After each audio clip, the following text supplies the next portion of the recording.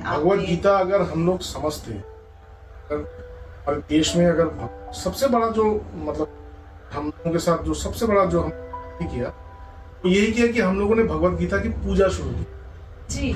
हम लोगों ने उसको खोल के नहीं देखा। नहीं, हर घर में गीता रहेगा, गीता को छू करके हम लोग शपथ लेते हैं, बिल्कुल शपथ लेकिन लेते कभी हैं। गीता को खोल के देखे नहीं, खोलकर नहीं देखा, लेकिन आज परंतु आप जानते हैं कि इस संसार में जितने बड़े बड़े जो सभ्यताएं हैं, जैसे यूनाइटेड स्टेट्स ऑफ अमेरिका जी, वो यूनाइटेड स्टेट्स ऑफ अमेरिका के जो फाउंडर्स थे, जिन लोगों ने यूनाइटेड स्टेट्स ऑफ अमेरिका को बनाया है, वो लोग भगवत गीता को नित्य पढ़ते।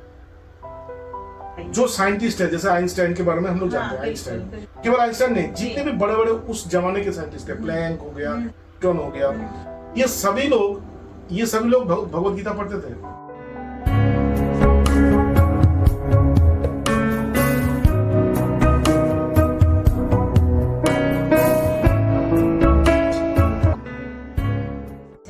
आपसे आग्रह करेंगे कि आप उस धारा को आगे की ओर बढ़ाएं और हम सबको भगवान श्री कृष्ण की अमृतवाणी का रसास्वादन कराएं। तो पिछले एपिसोड में जहाँ पे हम लोगों ने अपने वो ये था कि भगवान कृष्ण अभी आत्मा के अस्तित्व के बारे में अर्जुन से बोल रहे हैं। ये आत्मा ये है, आत्मा अमर है, आत्मा है और आत्मा का कोई विनाश नहीं। तुम ही वो आत्मा, मैं और आप सब वही आत्मा है। जो संसार में जो कुछ दिखता है वही आत्मा है। तो उस बातों को थोड़ा सा आगे वो ले जा। तो यहाँ पे वो कह रहे हैं श्री भगवान या एनम वेत्ति हंतारम यश्चैन मन्यते हतम हो तो न विजानीतो नायम हंति न हंति। तो ये कह रहे हैं कि देखो तुम्हें हमेशा चिंता लगा है कि अगर मैं उनको मार दूंगा या वो हम मार देंगे, ये सब तुम्हारे चिंता लगा। तो यह एनम वेत्ति हंतारम, अगर कोई अपने आप को मतलब हत्यारा के रूप में सोचे, अगर सोचे कि मैं किसी का हत्या कर सकता हूं, या एनम व्यक्ति हंतारम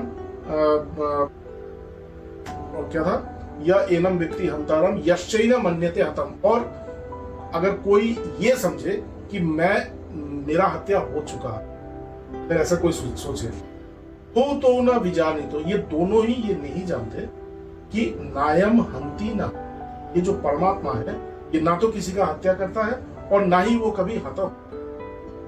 ठीक, मतलब परमात्मा हमारा जो स्वरूप है, हमारा स्वरूप है, हम परमात्मा स्वरूप है।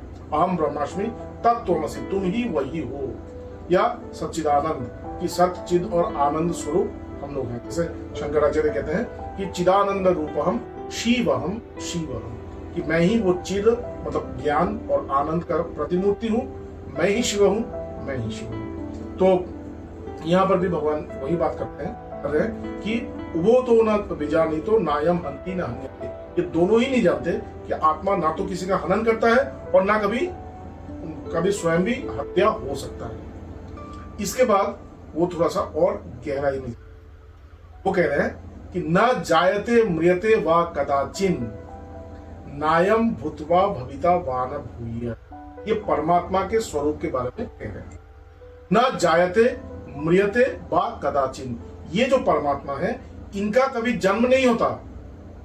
मैं जानता हूं कि मेरा जन्म हुआ, आप जानते हैं आपका जन्म हुआ है, लेकिन बोल रहे हैं कि हमारा कभी जन्म हुआ ही नहीं है। और यही से उन्होंने शुरू किया था। आपको याद होगा जब भगवान जी ने मतलब अर्जुन को परम तत्व के बारे में उपदेश करना शुरू किया था, तभी उन्होंने कहा था कि वो कहा था कि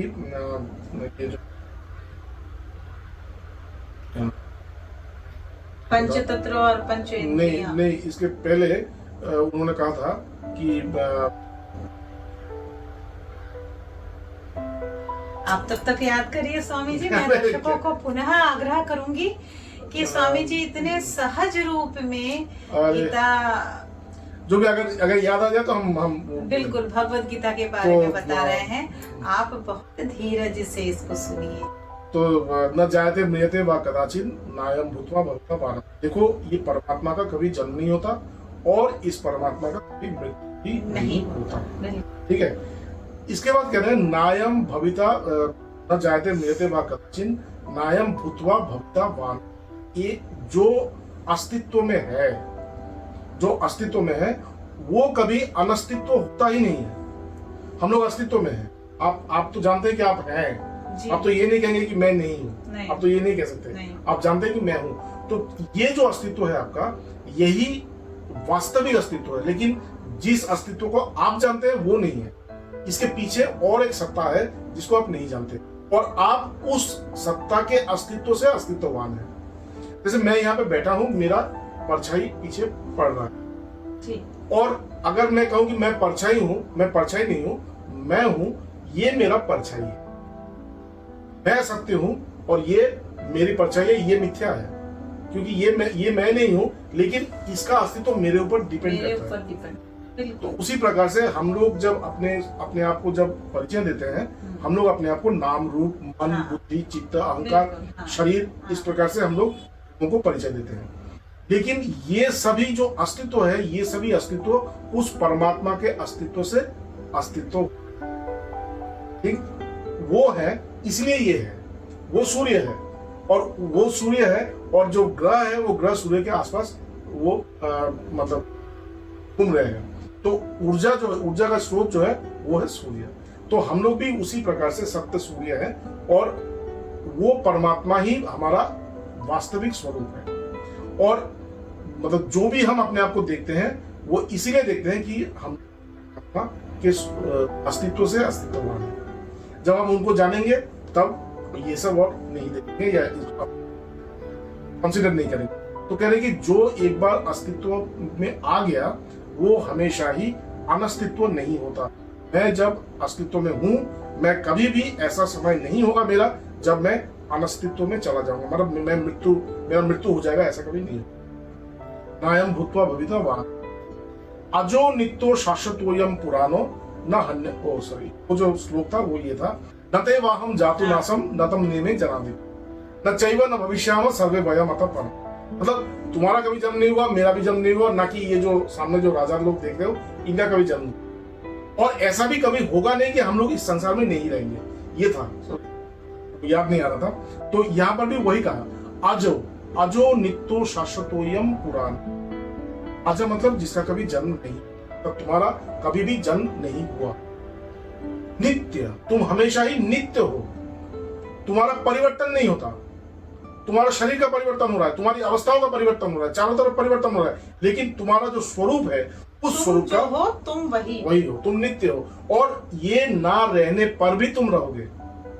इसके ना रहने, जो तुम सोच रहे हो कि ये मैं हूं, ये भी जब नहीं रहेगा तब भी तुम रहोगे।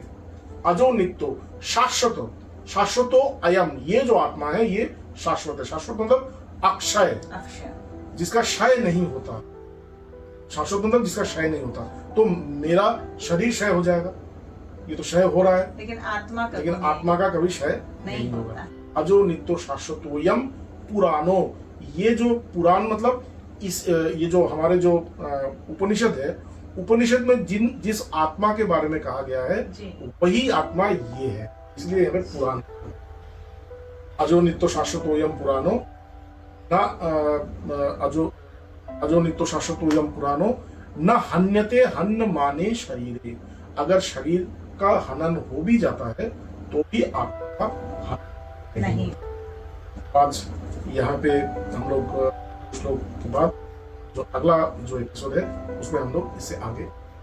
बिल्कुल, आपका स्मरण रहना, गीता, श्रीमद् भगवत गीता के इतने श्लोक हैं और उसको कंठस्थ रखना और कंठस्थ करके उसको स्मरण रखना, ये बहुत ही असाधारण क्रिया है दर्शकों। तो अगर नहीं, ये तो गुरु की कृपा है। बिल्कुल ईश्वरीय कृपा और गुरु कृपा ना हो, गुरु बिना ज्ञान कहाँ, ये तो सत्य है। तो ये मैंने बहुत ही असाध्य साधन है और आप ये कर रहे हैं, तो इसके लिए तो हृदय से मैं आपको साधुवाद देती हूँ कि ये आसान कार्य नहीं है। तो उसमें कभी अगर आप को स्मरण नहीं आए तो आप उसके लिए ऐसा कुछ नहीं है। हम आपको सुन रहे हैं, आपकी वाणी में श्रीमद् भगवत गीता को सुन रहे हैं, जो कि भगवत गीता में जब बचपन में थे स्वामी जी, तो गीता अक्सर लोगों को दान में दी जाती थी, इतनी छोटी सी किताब। तो सोचती थी आखिर इसमें ऐसा क्या लिखा है, और जब उसको कभी खोलने का कभी प्रयास ही नहीं किया, और सिर्फ 2 ही श्लोक गीता का जो हम लोग ने टीवी पे देखा था, यदा यदा हि धर्मस्य ग्लानिर्भवति भारत अभ्युत्थानम अधर्मस्य तदात्मानं सृजाम्यहम्, और कर्मण्येवाधिकारस्ते मा फलेषु कदाचन। ये 2 ही श्लोक को रट लिया था। इससे आगे जो इतनी सारी श्लोक हैं और इसके जो इतने सुंदर अर्थ है और इसका जो सार्थकता है उसको जानने का अवसर हमें भगवत गीता अगर हम लोग समझते, अगर देश में अगर सबसे बड़ा जो मतलब हम लोगों के साथ जो सबसे बड़ा जो हम किया तो यही किया कि हम लोगों ने भगवत गीता की पूजा शुरू की जी। हम लोगों ने उसे खोल के नहीं देखा। नहीं, हर घर में गीता रहेगा, गीता को छू करके हम लोग शपथ लेते हैं, बिल्कुल लेकिन कभी गीता को खोल के देखे नहीं, खोलकर नहीं देखा। लेकिन आज परंतु आप जानते हैं कि इस संसार में जितने बड़े बड़े जो सभ्यताएं हैं, जैसे यूनाइटेड स्टेट्स ऑफ अमेरिका जी, वो यूनाइटेड स्टेट्स ऑफ अमेरिका के जो फाउंडर्स थे, जिन लोगों ने यूनाइटेड स्टेट्स ऑफ अमेरिका को बनाया है, वो लोग भगवत गीता को नित्य पढ़ते। जो साइंटिस्ट है, जैसे आइंस्टाइन के बारे में हम लोग जानते हैं, आइंस्टाइन केवल आइंस्टाइन नहीं, जितने भी बड़े बड़े उस जमाने के साइंटिस्ट थे, प्लैंक हो गया, न्यूटन हो गया, ये सभी लोग भगवत गीता पढ़ते थे। ओपेनहाइमर जिन्होंने ये जो न्यूक्लियर बॉम्ब बनाया था, जो जो गिरे थे, तो वो ओपेनहाइमर नामक एक साइंटिस्ट ने बनाया था। जब वो बॉम्ब वहां पे गिरा तो उन्होंने अपनी डायरी में लिखा कि मैंने महाविनाश को देखा संसार में, लेकिन ये पहली बार नहीं। ये जो उन्होंने कहा, ये उन्होंने भगवत गीता को कोट करके कहा कि भगवत गीता में जब भगवान कृष्ण जी ने जब अपना स्वरूप दिखा था, वो जो कालोस्मिन लोक क्षय प्रवृद्धे लोकान, ये जो मैं काल हूँ, हाँ, लोकान अंतुम, मतलब मैं लोगों को हनन करने के लिए मैं आया।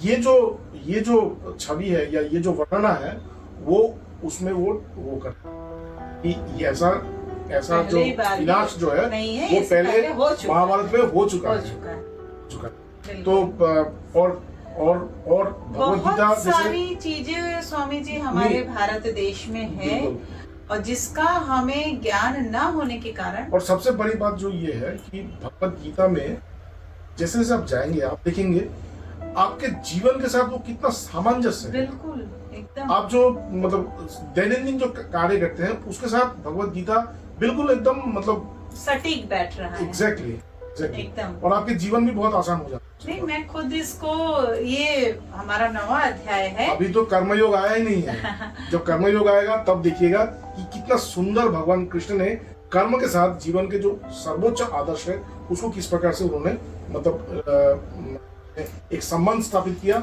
और ये कितना आसान है हम लोगों को जी। एक छोटा सा उदाहरण आपको दे। एक जगह पे योगी के बारे में वो कह रहे हैं, योग तो सर्वोत्तम अवस्था है, तो योगी बहुत बड़े योगी हैं। उन्होंने एक जगह पर कहा, अनाशित कर्मफलम कार्यम कर्म करोति स सन्यासी च योगी न च निरग्नि न चाक्रिया। इसका मतलब यह है कि जो लोग अपने कर्मों को कर्मफल से अलग होकर करते हैं, कर्मफल के प्रति आसक्त ना होकर करते हैं, या कर्मफल के प्रति आश्रित ना होकर करते हैं, लोग सभी कर्म कुछ पाने के लिए करते हैं। अगर आपने इसको अभ्यास किया, जब आप केवल कर्म को करने के लिए कर्म करेंगे, कर्म से जो आ रहा है उसके प्रति आपका मन नहीं रहे, ये अगर आपने थोड़ा सा अभ्यास कर लिया तो आप योगी हैं। और केवल योगी नहीं है, आप सन्यासी भी है। सन्यासी का मतलब है जिनका सम्यक रूप से जिनका अज्ञान नाश हो चुका और ज्ञानी है। बिल्कुल ठीक है स्वामी जी। तो ये हम लोग वहां तक जाएंगे। हाँ, बिल्कुल। आगे एपिसोड को हम अगले एपिसोड में हम इसके बारे में जानेंगे। तब तक के लिए दर्शकों